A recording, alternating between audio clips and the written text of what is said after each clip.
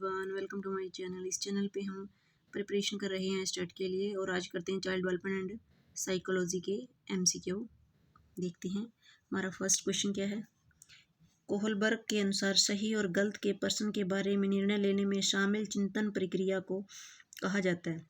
कि सही और गलत के बारे में जो हम चिंतन करते हैं उस प्रक्रिया को क्या कहा जाता है। ऑप्शंस दिए हुए हैं, नैतिक यथार्थवाद, नैतिक दुविधा, सहयोग की नैतिकता या फिर नैतिक क्रिया। तो इसको हम क्या कहेंगे, नैतिक दुविधा। तो ऑप्शन बी हमारा करेक्ट होगा। नेक्स्ट क्वेश्चन क्या है देख लेते हैं। निम्न में से कौन सा कथन समझ के लिए शिक्षण को प्रदर्शित नहीं करता, यह ध्यान रखना है, नहीं करता पूछा गया है।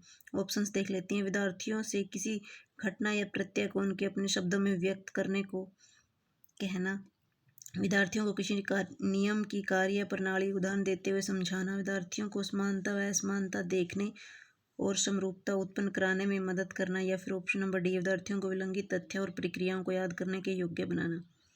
तो विद्यार्थियों को केवल प्रक्रियाओं या फिर तथ्यों को याद करने के योग्य नहीं बनाना है, उनमें समझ को विकसित करना है। तो ऑप्शन डी करेक्ट होगा। नेक्स्ट क्वेश्चन देख लेते हैं क्या है। शिक्षा को बाल केंद्रित शिक्षा माना जाता है। कि किस शिक्षा को बाल केंद्रित शिक्षा माना जाता है। ऑप्शन दिए हैं। बालक के व्यक्तित्व का संपूर्ण विकास होता है तब माना जाता है, या फिर बालक की मांग, रुचि, अभिवृत्ति की प्राथमिकता होती है। ऑप्शन सी है, शिक्षक के स्वयं के महत्व को ध्यान में रखा जाता है। तो शिक्षक का तो महत्व इसमें इम्पोर्टेंट ही नहीं है, पाठ्यक्रम को महत्व दिया जाता है। सिर्फ पाठ्यक्रम को महत्व नहीं दिया जाता। तो ऑप्शन नंबर बालक की मांग, रुचि व अभिवृत्ति, इनको प्राथमिकता दी जाती है। तो ये ऑप्शन बी हमारा करेक्ट होगा। नेक्स्ट क्वेश्चन देख लेते हैं। एक अच्छा विद्यालय निम्न में से किससे बचता है। बचता किससे है। सामाजिक जिम्मेदारी से, या फिर लैंगिक समानता से, लैंगिक पक्षपात से, या फिर लैंगिक संवेदनशीलता से। तो एक अच्छा विद्यालय किससे बचता है, लैंगिक पक्षपात से हमेशा बचता है। ऑप्शन सी करेक्ट होगा। नेक्स्ट देख लेते हैं।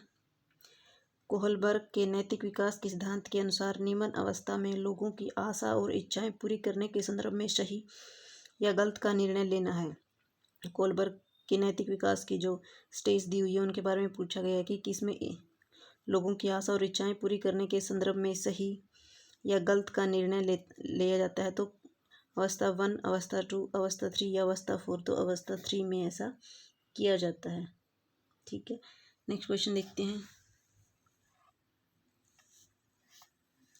स्वयं की भावनाओं तथा स्वयं को नियंत्रित करने से संबंधित बुद्धि को क्या किया जाता है। जो स्वयं को नियंत्रित करने वाली बुद्धि है उसको क्या कहा जाता है। भाषाई बुद्धि, अंतर्वैयक्तिक बुद्धि, स्थानिक बुद्धि या व्यक्तिक बुद्धि। तो उसे अंतर्वैयक्तिक बुद्धि कहा जाता है। नेक्स्ट क्वेश्चन देखते हैं। कोहलबर्ग के नैतिक विकास के सिद्धांत है उसके विभिन्न स्तरों के अनुसार निम्न में से कौन सा सोपान उनके द्वारा प्रतिपादित नहीं है। यानी कि कौन सा सिद्धांत है जो उनके द्वारा प्रतिपादित नहीं है। ए है आत्म केंद्रित निर्णय, परस्पर एकरूप अभिमुखता, व्यक्तिक व विनिमय अभिमुखता, सामाजिक अनुबंध विधि सम्मत अभिमुखता। तो इसका ऑप्शन नंबर कौन सा करेक्ट होगा। तो जो कौन सा है जो कोहलबर्ग ने नहीं दिया, तो इसमें सी करेक्ट होगा, व्यक्तिक व विनिमय अभिमुखता। डिस्ग्राफिया मुख्यतः किस कठिनाई से जुड़ा हुआ है। डिस्ग्राफिया बताना है कि किससे जुड़ा हुआ है।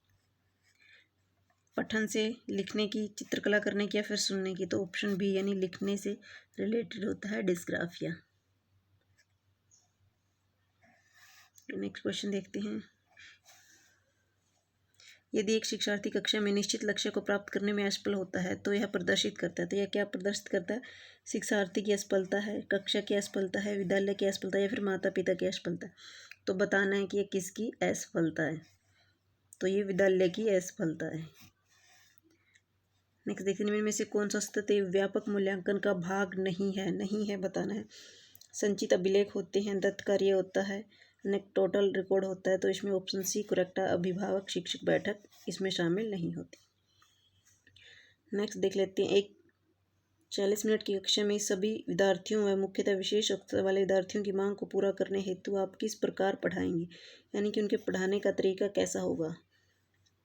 व्यक्ति पर ध्यान देकर। ऑप्शन बी है, कक्षा में समांगी समूह बनाकर, सभी विद्यार्थियों के लिए क्रियाकलाप आयोजित कराकर, परंतु विशेष आवश्यकता वाले विद्यार्थियों पर ध्यान केंद्रित करते हुए, कक्षा के किसी योग्य विद्यार्थी को जिम्मेवारी सौंपते हुए। तो ऑप्शन सी इसका करेक्ट होगा कि सभी विद्यार्थियों के लिए क्रियाकलाप आयोजित कराना है और विशेष ध्यान देना है विशेष आवश्यकताओं वाले बच्चों पर। नेक्स्ट क्वेश्चन है, बालक का समाजीकरण किससे संबंधित है, कि उसका समाजीकरण किससे रिलेटेड है? रिलेटेड नहीं है, पूछा गया है। आधारभूत मूल्यों को परिवर्तित करने से वह प्रक्रिया जो तुरंत हो जाती है, औपचारिक तथ्यों को प्रदर्शित करना या फिर आदर्श आकांक्षाओं को गंभीरता से लेना। तो इसका कौन सा होगा? ऑप्शन नंबर बी है, प्रक्रिया जो तुरंत हो जाती है। ये तुरंत होने वाली प्रक्रिया नहीं है, इसमें टाइम लगता है समाजीकरण में। आनुवंशिकता को एक सामाजिक संरचना माना गया है। कैसी सामाजिक संरचना माना गया है, ये बताना है। प्राथमिक, द्वितीयक, गतिक या फिर स्थानिक। तो कैसी माना गया है? ये स्थानिक प्रक्रिया माना गया है।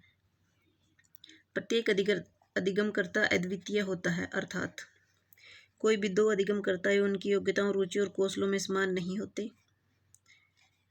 अधिगमकर्ताओं में कोई भी उभयनिष्ठ गुण नहीं होते, न ही वे उभयनिष्ठ लक्ष्यों को बांटते हैं। सभी अधिगमकर्ताओं के लिए एक उभयनिष्ठ पाठ्यचर्या संभव नहीं है। एक विषमगामी कक्षा में सभी अधिगमकर्ताओं की अक्षमताओं को विकसित करना असंभव है। तो इसका ऑप्शन नंबर ए करेक्ट होगा कि कोई भी दो अधिगमकर्ता उनकी योग्यता, रुचि और कौशलों में समान नहीं होते, डिफरेंट होती हैं सभी एक दूसरे से। आर.बी. कैटल की तरल बुद्धि क्या है? वंशानुगत कारकों के या फिर पर्यावरणीय कारकों के, बौद्धिक कारकों के या सामाजिक कारकों के। जो कैटल ने जो तरल बुद्धि बताई है वो वंशानुगत पर बेस है। तो ये थे हमारे आज के क्वेश्चंस। अगर क्वेश्चन अच्छे लगे तो प्लीज़ लाइक, वीडियो अच्छी लगे तो like, share and subscribe. Thanks for watching.